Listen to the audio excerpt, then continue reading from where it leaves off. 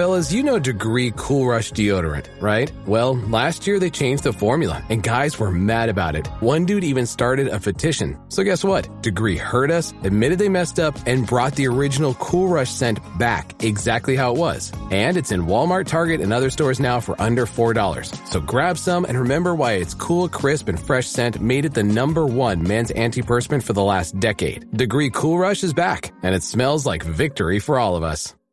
The last thing you want to hear when you need your auto insurance most is a robot with countless irrelevant menu options. Which is why with USAA Auto Insurance, you'll get great service that is easy and reliable, all at the touch of a button. Get a quote today. Restrictions apply. USAA. Hilton brings you new ways to stay, with experiences that let you capture the glory days. Introducing the Graduate Hotels. Each inspired by local college towns, these stays are always original and never boring. Get in touch with traditions all across the country and enjoy a stay that's a class above the rest. Book at Graduate Hotels with Hilton Honors Points at Hilton.com. It's a win-win. Hilton, for the stay. From the Fifth Quarter Studio in Madison, Wisconsin, you're listening to the Coaching Youth Hoops Podcast. They're playing basketball. Basketball. Here's our hosts, Steve Collins. And Bill Flitter.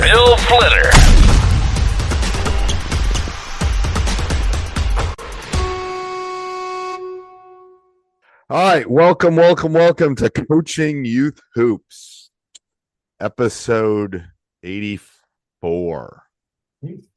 Coach is crazy enough to convince me to do this twice a week. He doesn't understand I have like 7 other podcasts and want to stay married. It's basketball season though, right? So we gotta step it up. That's valid. Well, I said that to somebody the other day. It's basketball season. They're like, "When are you not in season?" So good point. Right. All right. So today's topic, your best coaching advice. I reached out to our Facebook group members and a few other coaches, and I did it kind of maybe selfishly too, because I wanted to learn what is some of these veterans that have been coaching a lot longer than me.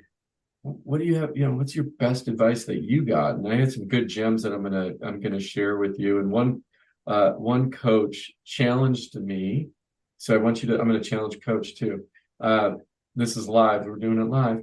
To come up with, he told me 6 words. I'll give you 3 since it's so you get some time to think about it.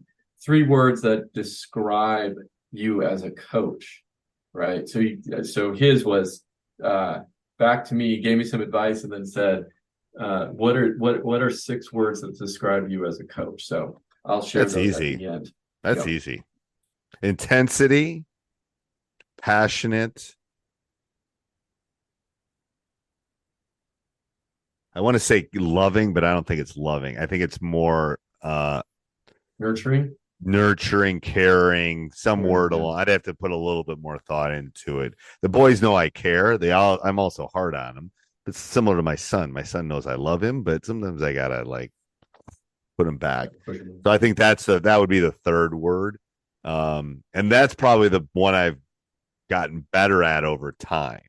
I think when I was younger, it was more about tough, but I was also looked like I was 12 when I was 30. So you had something to prove, right? So I had to and my program was, I had to come in and reestablish culture. Right. No, we practice on Saturdays. What are you talking about? We don't practice on Saturdays. No, we practice those kind of things. So, I'm a little bit of an energizer bunny, so I would think energetic, and then, like you and I, it's I'm not worried about retirement because I'll still be doing basketball probably. Yeah, exactly. My last breath. So yeah, when you and I are sitting at a lake in northern Wisconsin when it's 85 and talking basketball for 3 hours.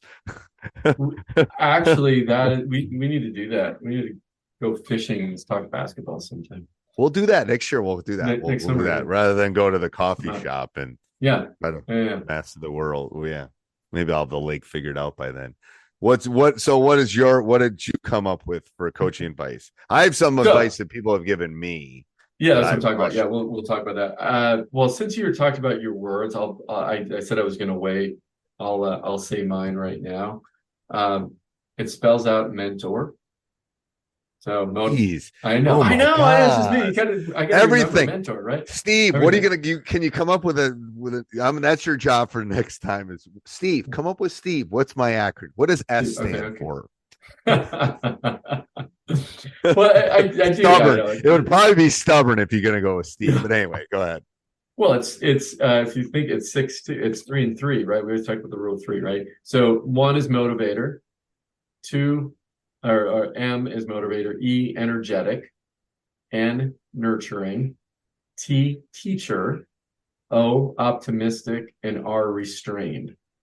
So I read this to my team the other day, and I said, because I was really moved by the coach who asked me this to come up with the 6 words, and it was tough. It wasn't tough coming up with the words. It was coming up with the right word, though. And I read it out loud to them. I'm like, "What do you guys think? Is this me?" And they're like, "Oh, you nailed it." They were like, "Oh my gosh, coach, yes, that's totally you." So I'm glad I got it. I got it right. So that mentor, it spells mentor. There we go. You know what I'm gonna do with I haven't told you this. I'm gonna do with my varsity team this year around Christmas time after we've played maybe 5 or 6 games, and I did this pre-COVID. I'm gonna have an impersonate Coach Collins day where they get in front of the whiteboard and they impersonate me. I have never seen teams laugh so because they kind of get we all have mannerisms like halftime, Yes. and I cannot believe it will be. I'm going to tape it because it's always and show it at the end of the year because the parents love that. And it's true. It's like, oh, yeah. Because we all have those mannerisms at halftime or practice or so I'm going to do that. Anyway, side note. So I'm going to tell you some advice.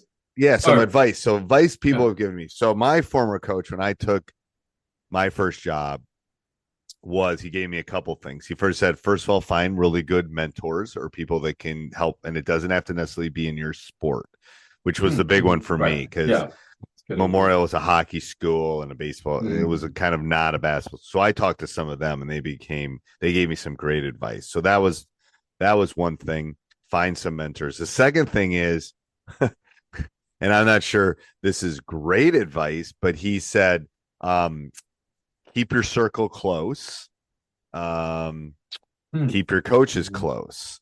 Yeah. And I never understood what he meant by it. And it took me a while, but especially for, it's like you got to keep the people that you're, especially if you're a youth coach, your assistant coach you need to be on the same page is what I'm basically saying.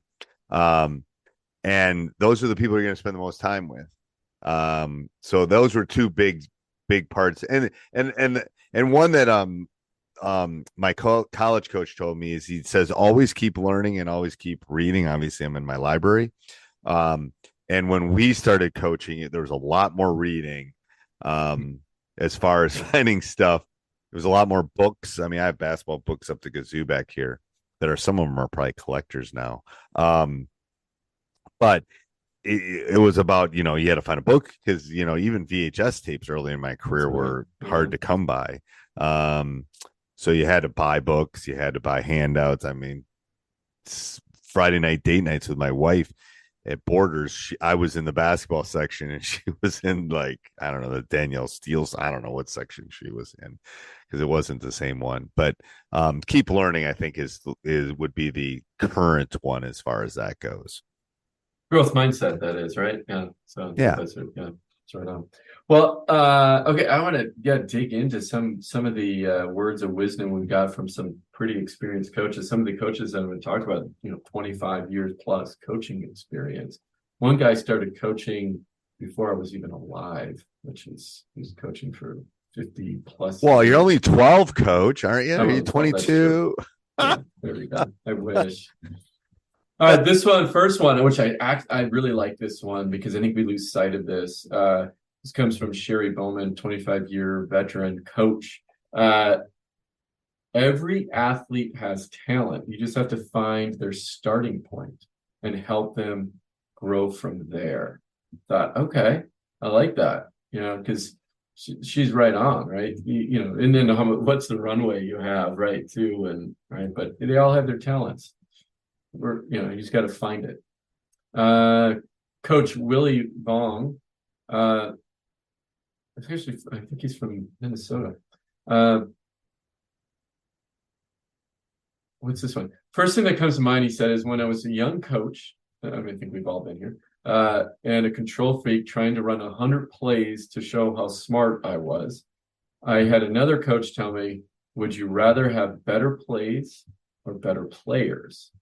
And he says that's always stuck with him to focus on player development first, not plays, especially with. I love that. Yeah. That's higher level for a youth coach. I love that. Yeah. But yeah. Michael Morris, Coach Michael Morris. Don't assume this is one that I just realized too, that not realized, knew it, but just it's really been showing up at the youth level. Don't assume they know. Explain every detail.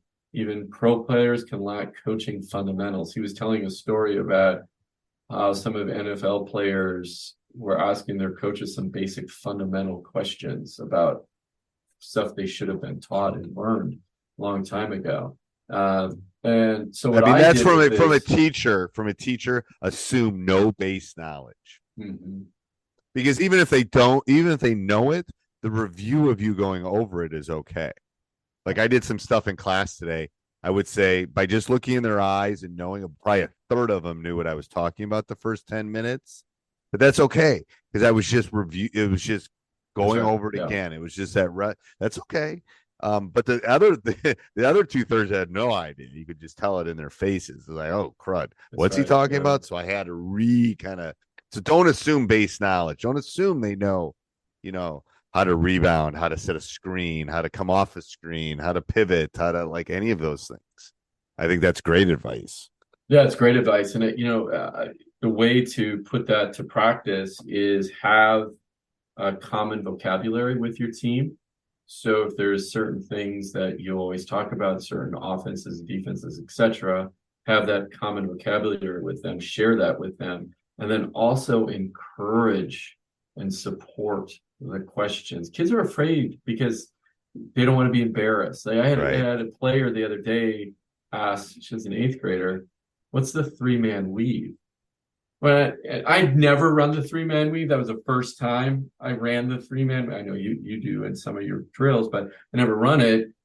But I assumed everybody knew it by the time they get to 8th grade. She didn't even know what it was. And she was brave enough to raise her hand and ask what it was. So, and, we support that. And, we gave her 2 claps and explained what the 3-man weave was. So it's beautiful. Yeah, I think it is. All right. Anything else, Coach? Let me read a couple. Yeah, I think that let me read a couple more and we'll hurry up here. I know we've talked kind of long, but next one was be yourself. This is from Jordan Mast. Be yourself, which I think is important. I got that same advice from the football coach at the high school I was at. He told me, because he was there, he's one of the winningest football coaches in the United States, and I just happened to be coaching at the same high school he was at. Ran into him in the hallway. And that was his coaching advice. Be yourself. Keep it simple. Don't overload them. You're big on this one, especially your high school coaches. More of that. It's cut practice time as the season goes on. Yeah, I'm not sure you need to do that at the youth level, but because you only have 37 minutes anyway. You only have 37 minutes of practice and a half anyway. Court, right? Yeah. And a half court with 1 basket. So I don't know if that has to be the case. Yeah. All right, Coach. Anything else? No, I just think great advice. A lot of tips. I think youth coaches can borrow and yes. Let us know if you have any advice or you want. I mean, we can always come back to this. And I know you talked about vocabulary. I think that's a good podcast maybe for the future at some point. Talk about some vocabulary things and some things that coaches can do. But you can always reach out to both of us. We'll put our contact information down below. And till next week, Coach. All right, till next week. Yep. This podcast is part of the Sports Social Podcast Network.